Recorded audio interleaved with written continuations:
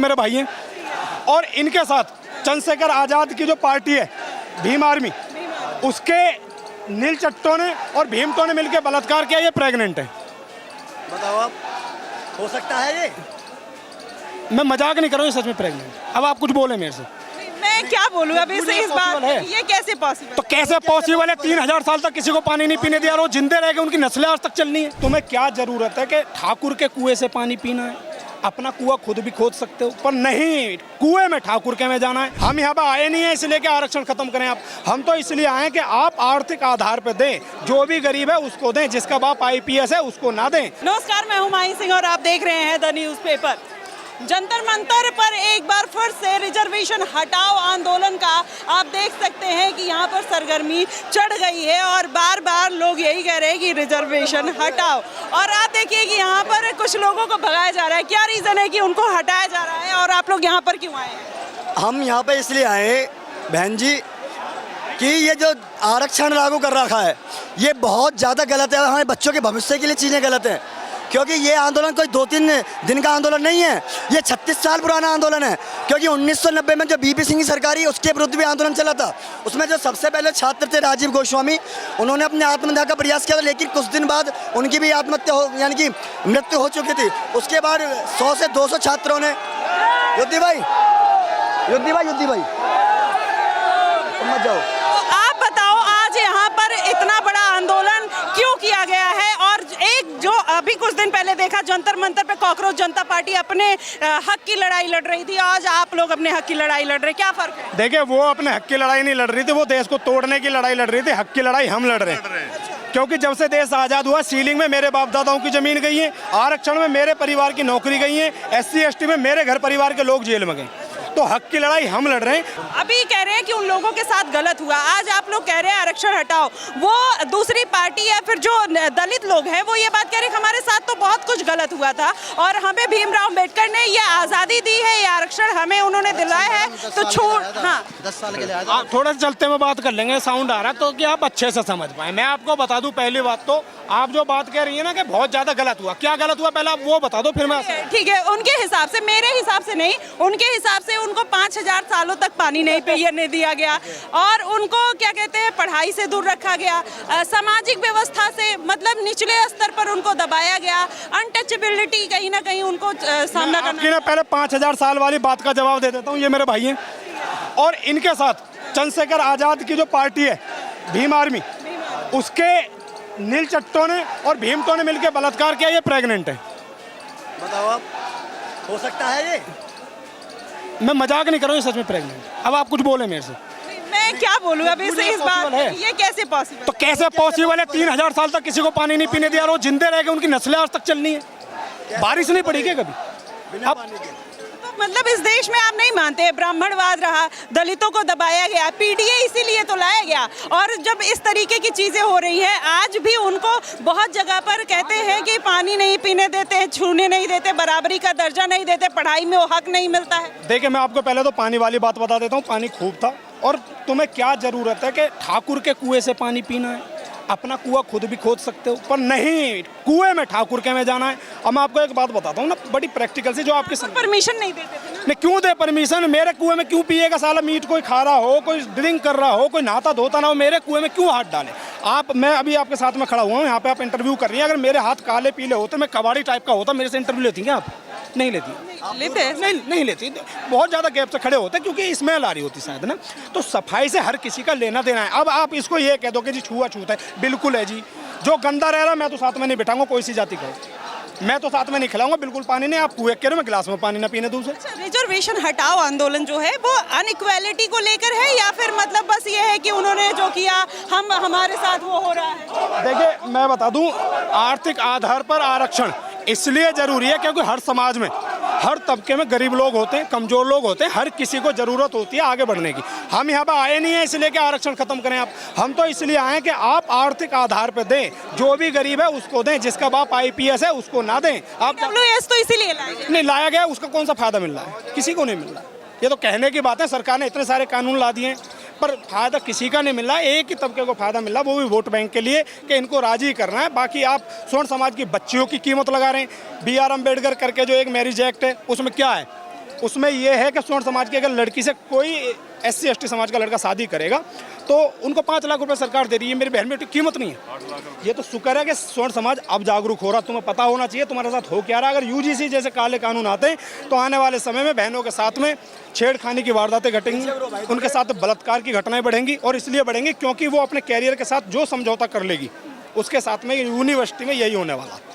क्योंकि अगर उस सामने वाली की बात नहीं मानी तो वो 3 साल की सजा करवा देगा, आपको कॉलेज से निकलवा देगा। और सोच के देखे जिसके बाप ने करोड़ों रुपए फूंक दिया हो, 50 लाख रुपए फूंक दिया हो, उसके जी पे क्या बीतेगा। या तो सुसाइड करना है या फिर उसके नीचे सोना है। ये भी बात सही है। आप क्या कहना चाहेंगे? आप क्यों आए? मैम ये कह रहे थे हिंदू राष्ट्र बनाएंगे। UGC किसने मांगा था जो UGC ऐसा काला कानून कर लेके आए? भाई मैं कहता हूँ जो गरीब लोग हैं, ठीक है, जिनको ज़रूरत है उनको आरक्षण मिलना चाहिए। ये नहीं है कि भाई ये आरक्षण चलते ही रहेगा क्या हमेशा? ये 10 साल के लिए आरक्षण आया था। 10 साल के लिए देखिए, मैं आपको फैक्ट बताती हूँ। जो 10 साल का टर्म लाया गया था उसको कभी भी कहीं भी क्लियर नहीं किया गया था। 2 तरीके के, जब पूना एक्ट आया जिसमें गांधी जी और अंबेडकर राव दोनों एक दूसरे के खिलाफ थे। गांधी जी आमरण अनशन पे बैठ गए कि अगर आरक्षण आया तो हिंदू में भेदभाव हो जाएगा, जिसकी वजह से गांधी वहाँ पर आमरण अनशन पे बैठ गए। और अंबेडकर जी अपने उस पर टिके रहे कि नहीं नहीं हमें तो आरक्षण दिलवाना ही है, सबको इक्वालिटी। तो दोनों में पूना एक्ट हुआ 1932 में, जिसके बाद ये पूरा लाया गया। तो रिजर्वेशन जो आया वो एक पॉलिटिकल सिचुएशन में भी क्रिएट किया गया और जो डिप्रेस सोसाइटी थी उनको आगे बढ़ाने के लिए भी कुछ क्राइटेरिया रखा गया कि इनको आगे बढ़ाने के लिए कुछ कुछ चीज़ें फुलफिल की जाएंगी। तो ये सिचुएशन थी। तो देखिए यहाँ पर लोग इकट्ठा हुए हैं। रिजर्वेशन हटाओ आंदोलन, कुछ दिन पहले कॉकरोच जनता पार्टी का आंदोलन था और यहाँ पर लोग इकट्ठा हुए थे, अपनी मांग कर रहे थे। लेकिन आज फिर से वही सिचुएशन है। युवाओं की अपनी एक अलग मांग है कि लग रहा है कि भेदभाव हुआ है। उसके पहले आपको बता दूं कि जब ये सारी सिचुएशन आरक्षण का मुद्दा आया था तो उसमें कहीं ना कहीं यही बात आ रही है कि जो जनरल कैटेगरी है उनके साथ डिस्क्रिमिनेशन होता है और जिसके बिहाफ पर यहाँ पर लोगों के अंदर एग्रेशन है। और दूसरी बात मैं आपको बताऊं कि SC के लिए सीट रिजर्व होती है, ST के लिए सीट रिजर्व होती है, लेकिन जनरल कास्ट को हमेशा से ओपन कैटेगरी में डाल दिया जाता है। जब उनको ओपन कैटेगरी में डाल दिया जाता है तो ओपन कैटेगरी में क्या होता है कि SC वाले भी आ जाएंगे, ST वाले भी आ जाएंगे, जनरल वाले भी आ जाएंगे। तो वहाँ पर एक 60% में भीड़ लग जाती है, बाकी 52 या 49% ST और SC के लिए आरक्षित कर दिया जाता है। तो ये सिचुएशन है जिसकी वजह से नहीं है मैडम आरक्षण की। देश को जरूरत है, देश 4थे नंबर की अर्थव्यवस्था है, देश को आरक्षण की जरूरत है। क्या राष्ट्रपति हमारे कोविंद थे, वो उन्हें आरक्षण की जरूरत थी, SC में आते थे, उन्हें भी आरक्षण की जरूरत थी क्या? बताइए अब। जो प्रताड़ित किया गया, कह रहे हैं हमें बहुत सालों से कहीं के घर में IAS IPS हैं, उसके बच्चों को आरक्षण की क्या जरूरत है? आप बताइए, चाहे किसी भी जाति का हो। जाति धर्म के आधार पर आरक्षण को खत्म किया जाए, उसको खत्म किया जाए। गरीबी के आधार पर आरक्षण हो और सुनिए मेरी बात, गरीबी के आधार पर आरक्षण हो, वो भी गरीब के बच्चों को शिक्षा में, बेहतर शिक्षा के लिए अनुदान मिले, उनको छत मिले। लेकिन नौकरी में और कंपटीशन में, नौकरी में और कंपटीशन में समानता होनी चाहिए। वहाँ सबका बच्चा हो, एक मेरिट हो, वहाँ पर सबकी एक मेरिट हो। हम ये चाहते हैं। UGC कानून है, सवर्ण का बच्चा जो है भयमुक्त हो रखा है, इससे ये रोल बैक होना चाहिए। UGC कानून का क्या जरूरत थी भाई इसकी UGC के लाने की? बताइए आप। क्या जरूरत है? जैसे जब वो लोग का है, कह रहे हैं कि जब रोहित वेमुला ने सुसाइड किया और इस तरीके की चीजें तब लाने की जरूरत है। जब रोहित वेमुला को लेकर समाज में सुसाइड नहीं करते, उनको दबा दिया जाता है, उनको हाईलाइट कर दिया जाता है। आप ये तो समाज में देख रही है ना, समाज में जातिगत ये बना के कानून, जातिगत कितनी दूरियां बना दी हैं समाज में। कुरीतियां कानून से ही फैल रही हैं। जितने कानून बना रहे हैं उससे समाज एक दूसरे दूर होता जा रहा है। तो ये सब कानून हटाने की जरूरत है। आप लोग ये लेकर खड़े हैं आज जंतर मंतर पर, फिर से एक प्रोटेस्ट, युवाओं का प्रोटेस्ट और अपने हक की लड़ाई लड़ी जा रही है। क्या कहना चाहिए? ये युवाओं के हक की लड़ाई है और ये हम जीत के रहेंगे। आज ना कल ये सारी पार्टियां इस बात को समझेंगी कि युवा जाग चुका है। अब ये किसी के बहकावे में नहीं आने वाला है। आज जो युवा को एक दूसरे से जातिगत आरक्षण के नाम पर, जातिगत UGC के नाम पर ये दूरी बना रहे हैं, एक दूसरे के भाई के बीच में खाई खड़ी कर रहे हैं, वो हम खत्म करना चाहते हैं। हम चाहते हैं इसमें आज आप लोग रिजर्वेशन हटाओ आंदोलन में आए हैं, क्या आपको हर जाति का समर्थन मिल रहा है या नहीं? 36 बिरादरी साथ हैं जी हमारे, और ये केवल युवाओं का नहीं है, ये देश बचाओ आंदोलन है। अगर हम इसमें सफल नहीं हुए तो देश गड्ढे में जाना तय है, कोई नहीं रोक पाएगा। देश बचाओ आंदोलन तो कॉकरोच जनता पार्टी को बताया। कोकरोच तो भाग गए, कोकरोचों का काम था भड़काना, लोगों के बीच खाई पैदा करना। हमारा काम है छत्तीस बिरादरी को साथ लेकर चलना। और हमारे 8 मार्च को आंदोलन करा था यही, जब भी हमें नहीं करने दिया सरकार ने। आज भी आह्वान करा हमने, आज नहीं करने दिया। फिर भी पब्लिक पहले भी इतनी आई, आज भी इतनी आई। मैं आपके चैनल के माध्यम से सरकार के नुमाइंदों को केवल इतना कहना चाहता हूँ कि हमारे गुस्से को थोड़ा भापो। हम ऐसे लोग हैं, आपसे दूर नहीं जाना चाह रहे, पर जहाँ हमारे मुद्दे ठीक हैं उसे आप भापो। ये बताइए, राहुल गांधी कह रहे हैं कि आरक्षण और बढ़ाने की जरूरत है। चंद्रशेखर आजाद रावण कह रहे हैं कि और बढ़ाने की जरूरत, प्राइवेट सेक्टर में भी लाने की जरूरत। राहुल गांधी को तो देश नकार चुका है, आप समझिए। ठीक है, विपक्ष का नेता बना है, ठीक है, पर देश उसे इतनी बार नकार चुका है। मुझे तो ये लगता है कि जो कांग्रेस के ये बैठे हुए नेता हैं, क्या इनमें दम नहीं है? ये क्यों नहीं निकल कर आ रहे? ये कांग्रेस की पूछ पकड़ कर, खासकर राहुल गांधी की पूछ पकड़ कर क्यों चलना चाहते हैं? क्या कोई नेता ही नहीं है कांग्रेस में? एक से एक बड़ा जानदार नेता है, वो आगे क्यों नहीं आ रहा? ये राहुल गांधी को लाना चाह रहे हैं आगे। और राहुल गांधी को विदेश से पढ़ के आए हैं और कह रहे हैं कि चाय वाला गाय वाला जो है वो देश नहीं चला पा रहा। हम तो गर्व करते हैं, गाय वाले होने पर हमें गर्व है। हम किसान के बच्चे हैं और तभी कहते हैं हम देश को जोड़ने के लिए चले, देश को तोड़ने के लिए नहीं चले हैं। और देश को जोड़ने के लिए जिस स्थिति और परिस्थिति से हमें गुजरना पड़ेगा, हमारे लोगों को गुजरना पड़ेगा, हम उस परिस्थिति से गुजरने के लिए तैयार बैठे हैं जी। तो आपको क्या लग रहा है, किसी पॉलिटिकल पार्टी का सपोर्ट मिलेगा? देखिए 70 साल तक देश को लूटा है और कांग्रेस के समय में ही आरक्षण लागू हुआ था, तो थोड़ा समय लगेगा। आज पूरे देश का स्वर्ण समाज का आंदोलन है। आरक्षण को समाप्त करके ही हम लोग दम लेंगे। आरक्षण समान होना चाहिए, सभी जातियों के लिए एक समान होना चाहिए। ऐसा पार्टियां कर पाएंगी जब जहां पर एक देश एक कानून लाने पे इतनी लड़ाई हो जाती है और यूसीसी जैसे कानून पर लड़ाई हो जाती है, तो आप ऐसे कैसे कह सकते हैं कि आरक्षण खत्म कर देंगे? नहीं, आप पार्लियामेंट में देखते हैं, पार्लियामेंट में कितनी बदतमीजी होती है कानून पास होने में। तो ये विपक्ष के लोगों ने बहुत दिन मलाई खाई है और थोड़ा समय लगेगा। परिवर्तन देश में दिख रहा है, आरक्षण भी समाप्त होगा, यूजीसी भी रोल बैक होगा। अब चुनाव भी तो इसी नाम पे, पीडीए के नाम पर मांगा जा रहा है। पंडित भी जोड़ दिया गया, पिछड़ा दलित अल्पसंख्यक से पंडित भी आ गया, तो फिर आने वाला चुनाव योगी का है, उसे किसी की उसकी जरूरत नहीं है। एक तरफा चुनाव जीतेगा योगी देश में, किसी रोल बैक की किसी की आवश्यकता नहीं है। योगी मोदी अगर चाहते हो कि योगी को पिछाड़ देंगे, योगी एक तरफा देश में, उत्तर प्रदेश में आएगा। हमारा देश तो हमारा स्वर्ण समाज। मेरा यहाँ योगी मोदी से तात्पर्य नहीं है, मैं ये कह रही हूँ कि बात आरक्षण की है, तो जब अखिलेश यादव पीडीए की बात करते हैं, इसी के नाम पर वोट मांगते हैं, तो क्या आरक्षण खत्म कैसे हो जाएगा जब पीडीए के नाम पर? मेरा कहना ये है कि आरक्षण का मकसद, एक तरफ से सरकार ये बोलती है कि समाज के सभी तबकों को आरक्षण का लाभ मिले, दूसरी तरफ एक आईएएस देश के राष्ट्रपति तक का बच्चा आरक्षण का अगर लाभ ले रहा है, और एक जो गरीब जिसको वास्तविक में आरक्षण की जरूरत है उसको आरक्षण का लाभ नहीं मिल पा रहा है।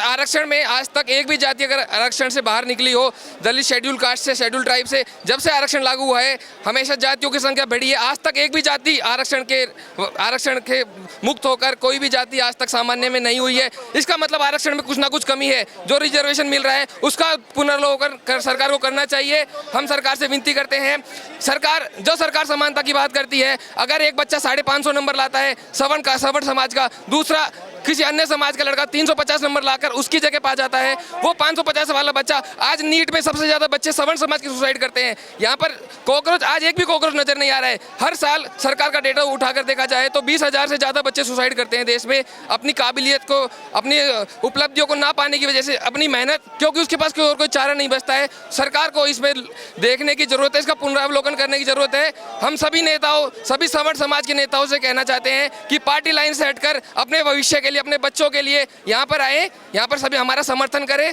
हम सभी लोग चाहते हैं कि एक देश में समानता आनी चाहिए और जो आरक्षण का अनुचित लाभ ले रहे हैं उसको खत्म किया जाना चाहिए। बढ़िया, आप क्या कहेंगे? अब चंद्रशेखर आजाद, मेरी बात सुन लीजिए, चंद्रशेखर आजाद रावण कह रहे हैं, मैं तो कह रहा हूँ सरकारी डिपार्टमेंट या सरकारी जॉब में ही आरक्षण नहीं होना चाहिए, प्राइवेट सेक्टर में भी आरक्षण होना चाहिए, क्या कहें? आरक्षण आर्थिक आधार पर होना चाहिए। इसमें जो SC BC के गरीब तबका है उसको, जो बड़े लोग हैं IPS उद्योगपति, वो फायदा उठाते हैं।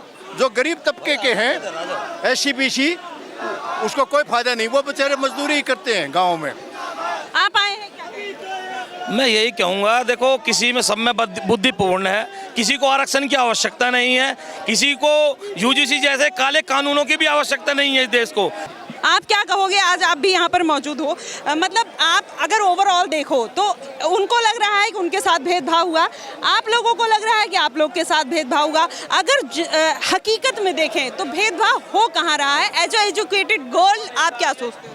मैम, सबसे पहली बात तो ये है कि एक लेवल प्लेइंग फील्ड सबके लिए होनी चाहिए।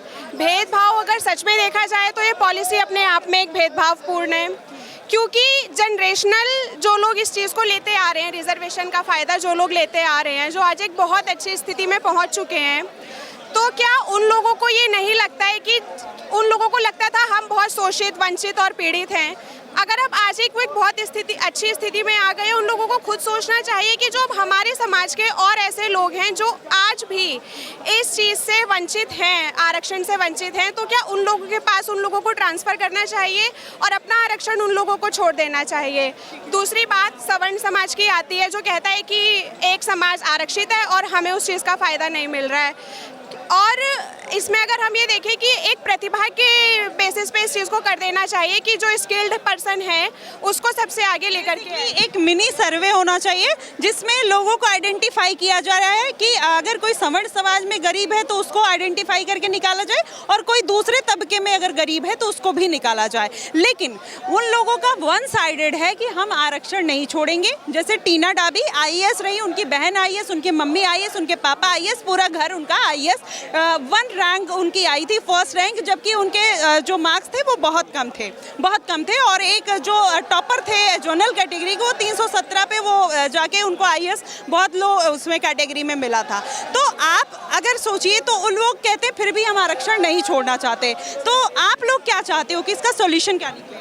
इसका सॉल्यूशन सबसे पहली बात तो है कि देखिए, अगर हम ये बात करेंगे कि रिजर्वेशन को जड़ से ही हटा दो तो हम ये मांग करते करते ख़त्म हो जाएंगे, क्योंकि कोई भी पॉलिटिकल पार्टी इस चीज़ के अगेंस्ट अगर कदम उठाएगी तो वो पॉलिटिकल पार्टी ख़त्म हो जाएगी। सबको अपना वोट बैंक साध के चलना है, तो कम से कम एक बेयर मिनिमम चीज़ है कि आप इस चीज़ में रिफॉर्म्स लेकर के आइए। हर समय की अपनी मांग होती है और आज के समय में जो मांग है वो यही है कि क्रीमी लेयर को आइडेंटिफाई करिए। जो लोग अच्छी स्थिति में हैं उन लोगों को इस कैटेगरी से बाहर करिए।